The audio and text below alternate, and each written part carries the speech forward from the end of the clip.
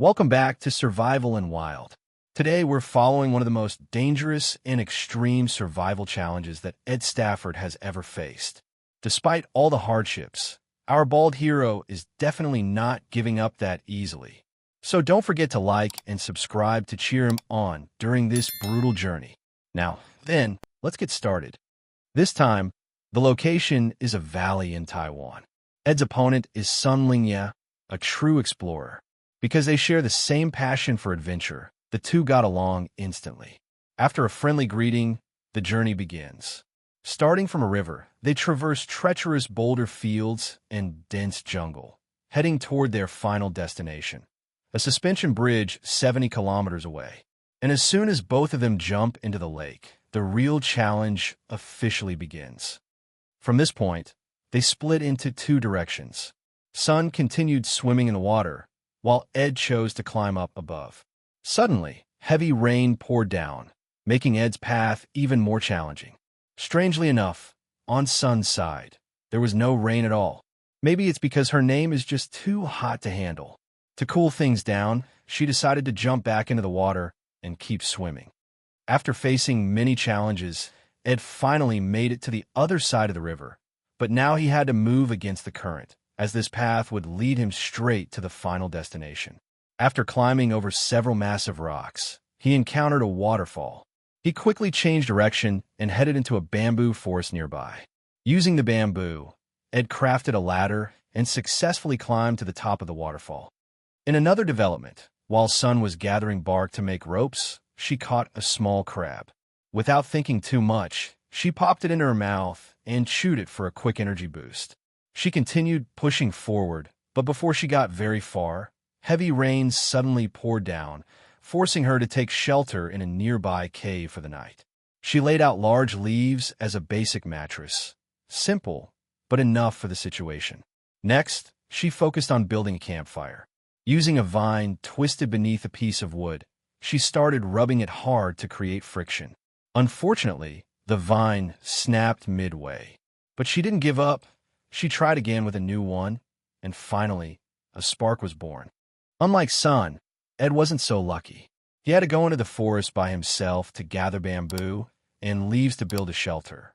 After that, he used a piece of dry bamboo to try and start a fire by rubbing it. This time, a spark appeared quickly, making the battle against the wild a bit easier. The next day, Sun kept following the river. Meanwhile, Ed was catching crickets to eat and get some energy. Thanks to his knowledge, when he went deeper into the bamboo forest, he discovered a tree with starchy roots. So he cut some and brought them back. He chopped bamboo to make a steamer, then wrapped the cricket in starch mixture and steamed it. Before long, he had a nice hot meal to enjoy. While Ed was still enjoying his breakfast, Sun had already continued her journey. By now, she had created a big lead over Ed. She moved carefully, avoiding dangerous areas to save energy and prevent unnecessary injuries. After breakfast, Ed began his chase. But the path he chose wasn't easy. He came across a rocky cave and decided to crawl in, but water started flooding it. He tried climbing up the rocks, but it didn't work. The current was way too strong, and all his efforts seemed pointless. In a dangerous moment, Ed took a deep breath and dove underwater, swimming through a pitch-black passage. Luckily, he made it through safely and emerged into another cave. At night, Sun built a simple shelter to sleep in. The next morning, she found a snake inside her camp. Calmly and carefully, she caught it, but instead of keeping it, she let it go since this species is protected. After coming out of the cave, Ed used bamboo to make a fishing spear. After some time wading through the water, he was overjoyed to finally catch a fish. Honestly, he looked just like an otter, and surprisingly, he ate the raw fish like it was the best thing ever, and seemed to really enjoy it. In front of Sun now stood a tall, steep, and dangerous waterfall. Facing this tough situation, she picked some long vines, tied them securely to a rock, and slowly climbed down, safely and carefully. But the challenges didn't end there. The stream ahead had strong currents and several more waterfalls. Luckily, she made it through safely. Ed headed into the forest, planning to build a shelter. But while he was distracted for just a moment, he slipped and fell flat on the ground. Meanwhile, Sun was using bamboo to build her shelter. After finishing it, she continued crafting a fish trap from woven bamboo. She brought it to the river, set up a bamboo frame, and used fire as bait to lure the fish. It didn't take long before she had a catch for dinner. With a warm fire glowing under the night sky, the grilled fish tasted even better. Day 4. The race had reached its final stretch. That day, both Ed and Sun left the river behind and moved through misty mountain slopes. Even though they couldn't yet see the hanging bridge, both of them knew it was just up ahead. Sun took a short break to rest and recover her strength before continuing. After several days in the forest, her skin had started to itch from insect bites. As night fell, she set up camp under a large rock to sleep through the night. Meanwhile, Ed was making his way through the forest at night when he caught the faint scent of smoke in the air. Quietly, he followed the smell and carefully approached. This time, instead of rushing ahead, he chose to observe first. Ed found Sun by the campfire, and the two of them sat together in the peaceful night, talking about life and their personal dreams. When the conversation ended, each of them lay down to rest on their own side of the fire. In the middle of the night, Sun quietly slipped away without Ed noticing. By the time Ed woke up in the morning and realized what had happened, he immediately jumped to his feet and ran as fast as he could. Meanwhile, Sun had already crossed the river and was just moments away from victory. But when she finally reached the finish line, it wasn't the referee waiting for her. It was Ed. It turns out he had taken a faster route, overtaken her long before, and reached the finish line first. Congratulations to Ed, the true wild king. The challenge this time takes place in Africa, specifically the Great Rift Valley in Kenya. This vast landscape is home to many dangerous wild animals, always lurking and ready to strike when you least expect it, especially at night, when visibility is low and every sound in the darkness could mean danger. It's a survival test where staying alert can mean the difference between life and death. This time, Ed will face off against two sisters from New Zealand, Serena and Amber. They must head north, racing across vast grasslands teeming with dangerous wildlife, and cross a river that belongs to the crocodiles. Whoever reaches the massive stone wall at the foot of Mount Poi first will be the winner. After getting the village chief's blessing, all three of them climbed down the mountain, and the challenge officially began. Ed went down first and quickly started running to get ahead of the two sisters, Serena and Amber. But it wasn't easy at all. There were cliffs all around, making every step risky. By this time, the Amber sisters had also made it down the mountain. The first challenge they faced was a rocky crevice, but luckily, it wasn't too deep. With smooth teamwork, the two of them landed safely and moved on into the grasslands. The next challenge they had to face was the wild animals. They were everywhere. The sisters quickly came up with a plan to make a spear for self-defense. After stripping the bark off a sturdy branch, they carved a small notch at one end, just big enough to wedge in a bone they had found earlier. Then, they tightly wrapped it with some rope. Just like that, their weapon was ready. As for Ed, he was making his way toward the dried-out skeleton of a cow that had been dead for a long time. Surprisingly, the dried sinews from the carcass were still edible, though they were tough, almost like chewing on rope. Still, it was better than having nothing. After walking for a while, Ed noticed a giant footprint on the ground. His senses immediately went on high alert. He cautiously approached the area, and, once he was sure the creature was fast asleep, he dared to move closer to investigate. What he found was the massive body of a long-dead elephant. Its meat had shriveled up and dried out completely, definitely not something he could eat. Ed's top priority right now was to get out of this dangerous area, before he ended up as dinner for some wild animal. He also needed to find a safe place to spend the night. After moving for a while, he spotted a giant termite mound. Once he confirmed it was a decent spot to rest, he started gathering sharp, thorny branches and laid them around the area. This way, he could form a protective barrier while he slept. Meanwhile, Amber and her sister found a rocky crevice to spend the night in. It wasn't much, but once they blocked the entrance with a big bush, it felt safe enough. Right beneath their feet were lots of large ants. Not exactly a feast, but they were edible and packed with protein.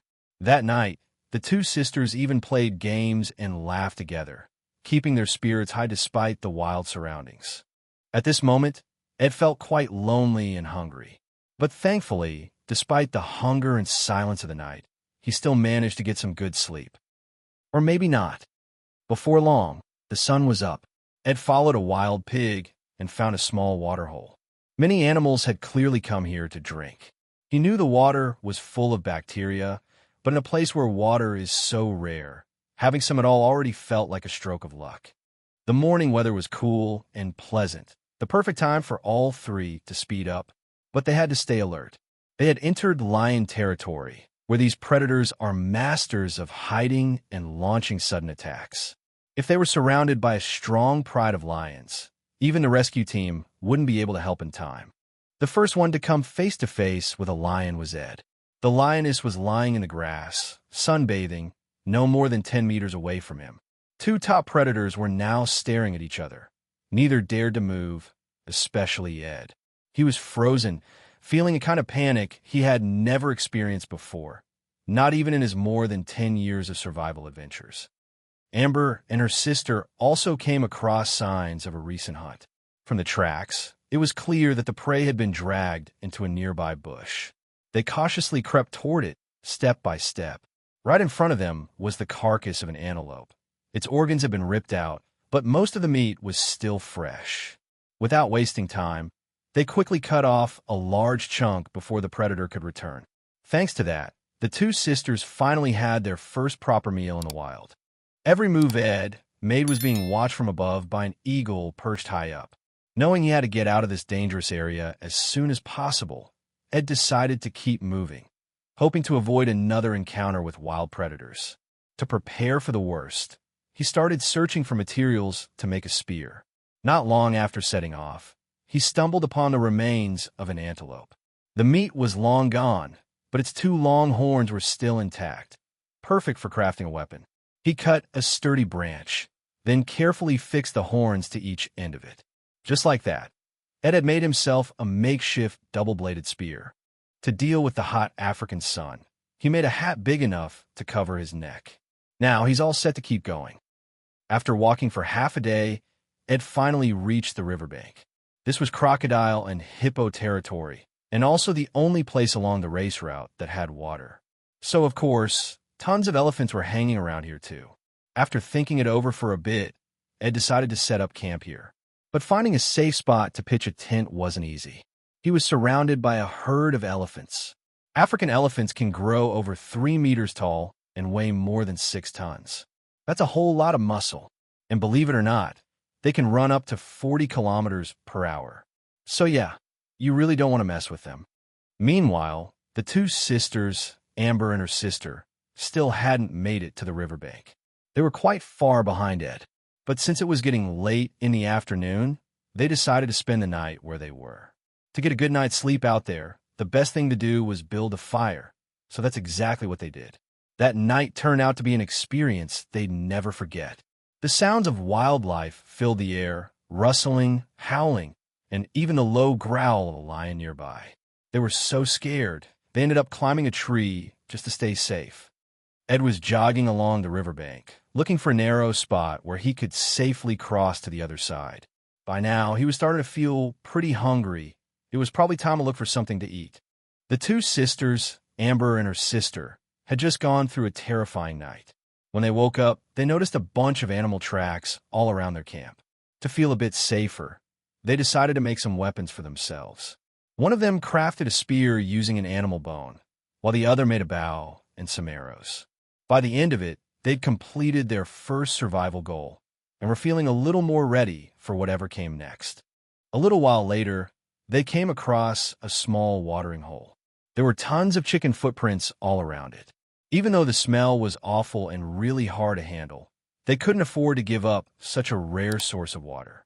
So, they used sand to filter out some of the bacteria, then took careful sips, one gulp at a time. After walking for quite a while, Ed finally reached a part of the river that was fairly narrow. But even though it was narrower, it still wasn't exactly safe to cross. That's when he spotted a dead tree that had fallen across the river, forming a natural bridge between the two sides. He decided to go for it and started making his way across. But right when he got to the middle, disaster struck. His foot slipped. He almost fell straight into the water. Luckily, Ed managed to grab hold and pull himself back up just in time. That was a seriously close call. By now, the two sisters Amber had made it to a green meadow. From afar, they spotted a wild chicken walking around looking for food. It was the perfect time to test out the bow and arrow they had just made. With a quick shot, the arrow did its job. Looked like grilled chicken was on the menu tonight. Meanwhile, Ed had wandered into ostrich territory. After walking for a bit, he came across what would be his dinner for the night, an ostrich egg. It was huge, almost the size of his own head. Even though he was starving, Ed only took one egg and left the other for the mother ostrich. Ostriches are no joke. They can run up to 70 kilometers per hour and have powerful legs that could knock out a lion with a single kick. Well, if they actually managed to land it. Before nightfall, Ed quickly dug a hole to start fire. He used it to heat up the sand on the surface, then poured the mixed ostrich egg into the hole. Now, you might be wondering, why didn't he just cook the egg directly over the fire? Well, cooking in hot sand works like an oven. It spreads the heat evenly and prevents the egg from burning on the outside while staying raw inside. After about an hour, the egg had set perfectly. Time to refuel and enjoy a well-earned meal. Learning from the night before, the two sisters made themselves a hammock and hung it up in a tree, right where they had their food and a safe spot to stay. Finally, they could sleep peacefully and get some real rest. Over on his side, Ed was planning to move through the forest later that night, so he spent the day gathering a bunch of wood. Once he had enough, he tied it all into a big bundle. Then he used dried elephant dung to start a fire and turn the wood into charcoal. By nightfall, he started pulling his makeshift charcoal cart forward. But walking across the dark grasslands at night was no joke. Predators are most active after sunset. To stay safe, Ed lit small fires along the way to scare off anything that might get too close. Then, he kept pushing forward into the night. Another night passed, and now it was day 4. The two sisters, Amber and her sister, had finally made it to the river area. They were busy figuring out how to cross when they came up with a pretty wild idea, swinging across using a rope. No one really knows where they even got that rope from, but hey, it worked. And over here, after more than 30 hours of moving day and night, Ed was completely exhausted. He couldn't go any further. His body just gave in. So he stopped right where he was and fell into a deep sleep. He'd earned it. The final day had arrived. After a good night's sleep, Ed was fully recharged and running full speed toward the finish line. Just a little over 2 hours later, he crossed it, victorious. Not long after, the two sisters, Amber and Serena, also made it to the finish, right behind him. Big congrats to Ed for pulling off another win.